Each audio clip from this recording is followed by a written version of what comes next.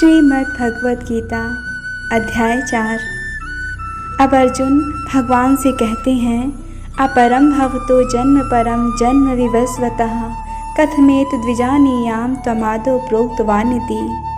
अर्जुन ने कहा, सूर्यदेव विवस्वान आपसे पहले हो चुके अर्थात आपसे ज्येष्ठ हैं, तो फिर मैं कैसे समझूं कि प्रारंभ में भी आपने उन्हें इस विद्या का उपदेश दिया था। तात्पर्य है कि जब अर्जुन भगवान का माना हुआ भक्त है तो फिर उसे कृष्ण के वचनों पर विश्वास क्यों नहीं हो रहा था। तथ्य यह है कि अर्जुन यह जिज्ञासा अपने लिए नहीं कर रहा है, अपितु यह जिज्ञासा उन सबों के लिए है जो भगवान में विश्वास नहीं करते, अथवा उन असुरों के लिए है जिन्हें यह विचार पसंद नहीं है कि कृष्ण को भगवान माना जाए। उन्हीं के लिए अर्जुन यह बात इस तरह पूछ रहा है मानो वह स्वयं भगवान या कृष्ण से अवगत न हो। जैसा कि 10वें अध्याय में स्पष्ट हो जाएगा, अर्जुन भली भांति जानता था कि श्री कृष्ण भगवान हैं और वे प्रत्येक वस्तु के मूल स्रोत हैं तथा ब्रह्म की चरम सीमा हैं। निस्संदेह कृष्ण इस पृथ्वी पर देवकी के पुत्र रूप में भी अवतीर्ण हुए। सामान्य व्यक्ति के लिए यह समझ पाना अत्यंत कठिन है कि कृष्ण किस प्रकार उसी शाश्वत आदि पुरुष श्री भगवान के रूप में बने रहे। अतः इस बात को स्पष्ट करने के लिए ही अर्जुन ने कृष्ण से यह प्रश्न पूछा, जिससे वे ही प्रामाणिक रूप में बताएं। कृष्ण परम प्रमाण हैं। यह तथ्य आज ही नहीं, अनंत काल से सारे विश्व द्वारा स्वीकार किया जाता रहा है। केवल असुर ही इसे अस्वीकार करते रहे हैं। जो भी हो, चूँकि कृष्ण सर्व स्वीकृत परम प्रमाण हैं, अतः अर्जुन उन्हीं से प्रश्न करता है जिससे कृष्ण स्वयं बताएं और असुर तथा उनके अनुयायी जिस भांति अपने लिए तोड़ मरोड़ करके उन्हें प्रस्तुत करते रहे हैं, उससे बचा जा सके। यह प्रत्येक व्यक्ति के लिए आवश्यक है कि अपने कल्याण के लिए वह कृष्ण विद्या को जाने। अतः जब कृष्ण स्वयं अपने विषय में बोल रहे हों तो यह सारे विश्व के लिए शुभ है। कृष्ण द्वारा की गई ऐसी व्याख्याएं असुरों को भले ही विचित्र लगें, क्योंकि वे अपने ही दृष्टिकोण से कृष्ण का अध्ययन करते हैं, किंतु जो भक्त हैं साक्षात कृष्ण द्वारा उच्चरित वचनों का हृदय से स्वागत करते हैं। भक्तगण कृष्ण के ऐसे प्रामाणिक वचनों की सदा पूजा करेंगे, क्योंकि वे लोग उनके विषय में अधिकाधिक जानने के लिए उत्सुक रहते हैं।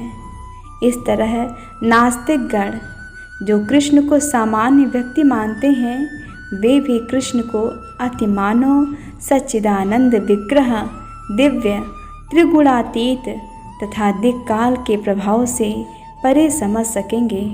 अर्जुन की कोटि के श्री कृष्ण भक्त को कभी भी श्री कृष्ण के दिव्य स्वरूप के विषय में कोई भ्रम नहीं हो सकता।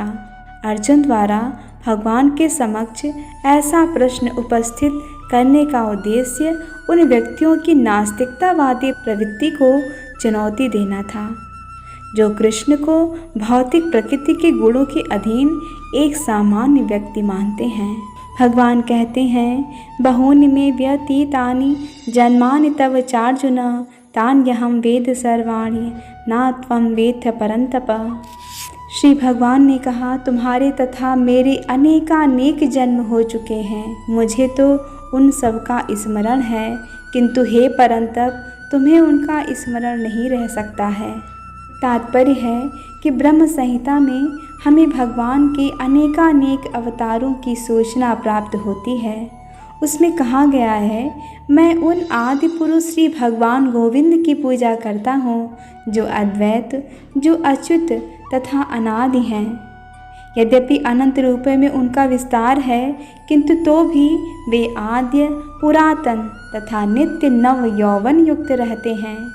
श्री भगवान के ऐसे सच्चिदानंद रूप को प्रायः श्रेष्ठ वैदिक विद्वान जानते हैं, किंतु विशुद्ध अनन्य भक्तों को तो उनके दर्शन नित्य ही होते रहते हैं।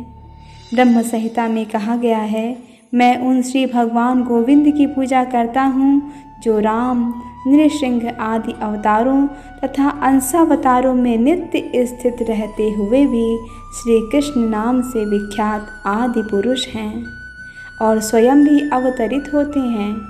वेदों में भी कहा गया है कि अद्वैत होते हुए भी भगवान असंख्य रूपों में प्रकट होते हैं।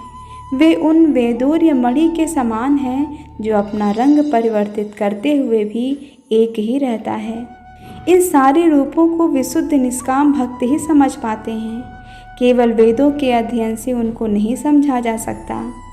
अर्जुन जैसे भक्त कृष्ण के नित्य सखा हैं और जब भी भगवान अवतरित होते हैं तो उनके पार्षद भक्त भी विभिन्न रूपों में उनकी सेवा करने के लिए उनके साथ साथ अवतार लेते हैं। अर्जुन ऐसा ही भक्त है और इस श्लोक से पता चलता है कि लाखों वर्ष पूर्व जब भगवान कृष्ण ने भगवद गीता प्रवचन सूर्यदेव विवस्वान से किया था तो उस समय अर्जुन भी किसी भिन्न रूप में उपस्थित था।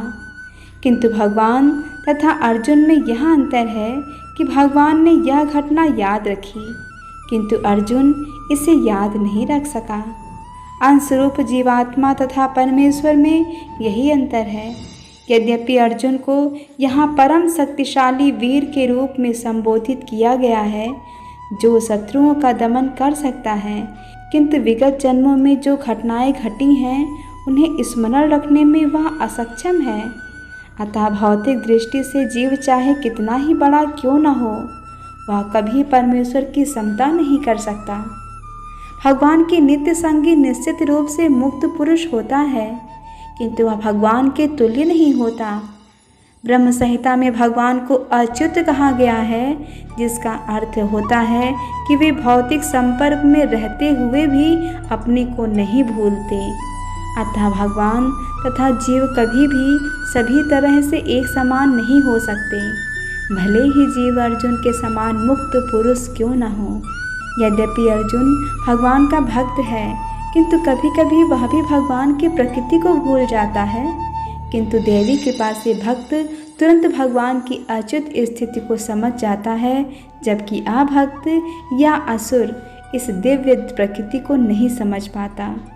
फलस्वरूप गीता के विवरण आसुरी मस्तिष्कों में नहीं चढ़ पाते। कृष्ण को लाखों वर्ष पूर्व संपन्न कार्यों की स्मृति बनी हुई है किंतु अर्जुन को स्मरण नहीं है। यद्यपि अर्जुन तथा कृष्ण दोनों ही शाश्वत स्वभाव के हैं। यहाँ पर हमें यह भी देखने को मिलता है कि शरीर परिवर्तन के साथ साथ जीवात्मा सब कुछ भूल जाता है, किंतु कृष्ण सब स्मरण रखते हैं क्योंकि वे अपने सच्चिदानंद शरीर को बदलते नहीं। वे अद्वैत हैं, जिसका अर्थ है कि उनके शरीर तथा उनकी आत्मा में कोई अंतर नहीं है। उनसे संबंधित हर वस्तु आत्मा है, जबकि बद्ध जीव अपने शरीर से भिन्न होता है। चूँकि भगवान के शरीर तथा आत्मा अभिन्न है, अतः उनकी स्थिति जब भी भगवान जीव से भिन्न बनी रहती है जब वे भौतिक स्तर पर अवतार लेते हैं। असुरगण भगवान की इस दिव्य प्रकृति से तालमेल नहीं बैठा पाते, जिसकी व्याख्या अगले श्लोक में भगवान स्वयं करते हैं। भगवान कहते हैं, अजो अपि सन्न व्ययात्मा भूतानामी स्वरोपेशन प्रकृतम स्वामधिष्ठाय संभवाम्यात्म मायाया।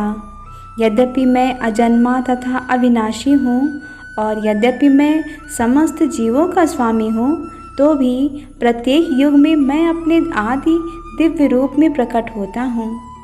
यद्यपि मैं अजन्मा तथा अविनाशी हूँ और यद्यपि मैं समस्त जीवों का स्वामी हूँ, तो भी प्रत्येक युग में मैं अपने आदि दिव्य रूप में प्रकट होता हूँ। तात्पर्य है कि भगवान ने अपने जन्म की विलक्षणता बतलाई है। यद्यपि वे सामान्य पुरुष की भांति प्रकट हो सकते हैं, किंतु वे विगत अनेकानेक जन्मों की पूर्ण स्मृति बनी रहती है, जबकि सामान्य मनुष्य को कुछ ही घंटे पूर्व की घटना स्मरण नहीं रहती। यदि कोई पूछे कि एक दिन पूर्व इसी समय तुम क्या कर रहे थे, तो सामान्य व्यक्ति के लिए इसका तत्काल उत्तर दे पाना कठिन होगा। उसे इसको स्मरण करने के लिए अपनी बुद्धि को कुरेदना होगा कि वह कल इसी समय क्या कर रहा था।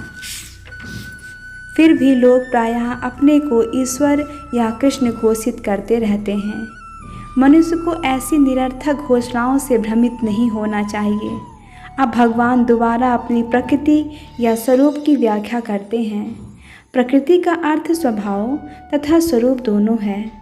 भगवान कहते हैं कि वे अपने ही शरीर में प्रकट होते हैं। वे सामान्य जीव की भांति शरीर परिवर्तन नहीं करते। इस जन्म में बद्ध जीव का एक प्रकार का शरीर हो सकता है, किंतु अगले जन्म में दूसरा शरीर रहता है। भौतिक जगत में जीव का कोई स्थायी शरीर नहीं है, अपितु वह एक शरीर से दूसरे में देहांतरण करता रहता है।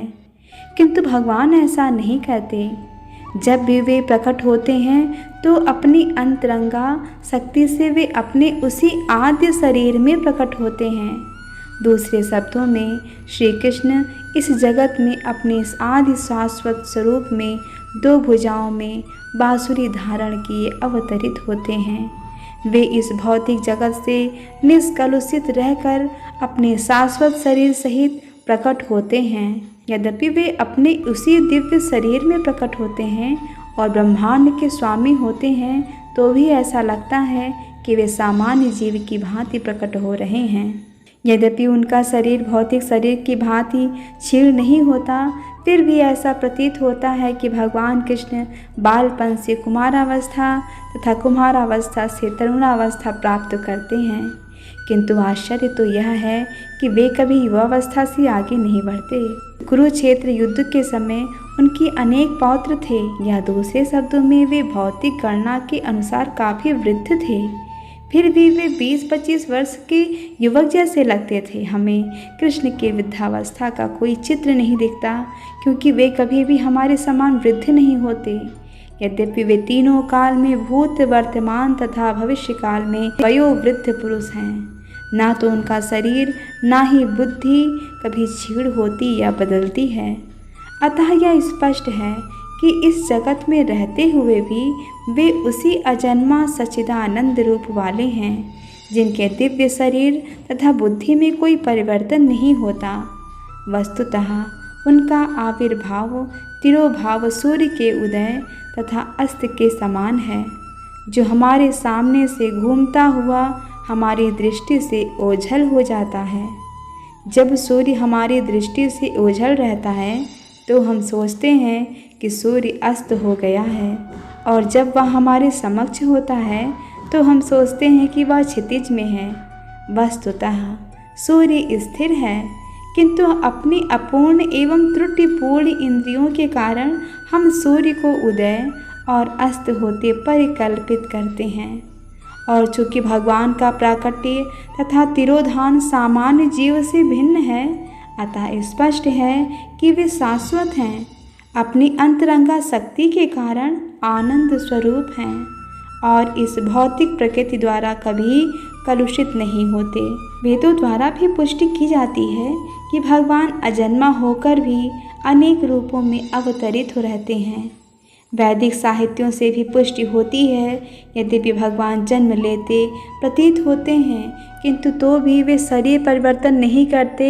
श्रीमद् भागवत में वे अपनी माता के समक्ष नारायण रूप में 4 भुजाओं तथा 6 ऐश्वर्यों से युक्त होकर प्रकट होते हैं। उनका आदि शाश्वत रूप में प्राकट्य उनकी अहेतुकी कृपा है, जो जीवों को प्रदान की जाती है, जिससे वे भगवान के यथारूप में अपना ध्यान केंद्रित कर सकें, ना कि निर्विशेषवादियों द्वारा मनोधर्म या कल्पनाओं पर आधारित रूप में। विश्वकोश के अनुसार माया या आत्म माया सब भगवान की अहेतुकी कृपा का सूचक है। भगवान अपने समस्त पूर्व आविर्भाव तिरोभावों से अवगत रहते हैं, किंतु सामान्य जीव को जैसे ही नवीन शरीर प्राप्त होता है, वह अपने पूर्व शरीर के विषय में सब कुछ भूल जाता है। वे समस्त जीवों के स्वामी हैं, क्योंकि इस धरा पर रहते हुए वे आश्चर्यजनक तथा अतिमानवीय लीलाएं करते रहते हैं। अतः भगवान निरंतर वही परम सत्य रूप हैं और उनके स्वरूप तथा आत्मा में या उनके गुण तथा शरीर में कोई अंतर नहीं होता। अब यह प्रश्न किया जा सकता है कि इस संसार में भगवान क्यों आविर्भूत और तिरोभूत होते रहते हैं। अगले श्लोक में इसकी व्याख्या की गई है। हरे कृष्ण कृष्ण कृष्ण हरे हरे, हरे राम राम राम हरे हरे।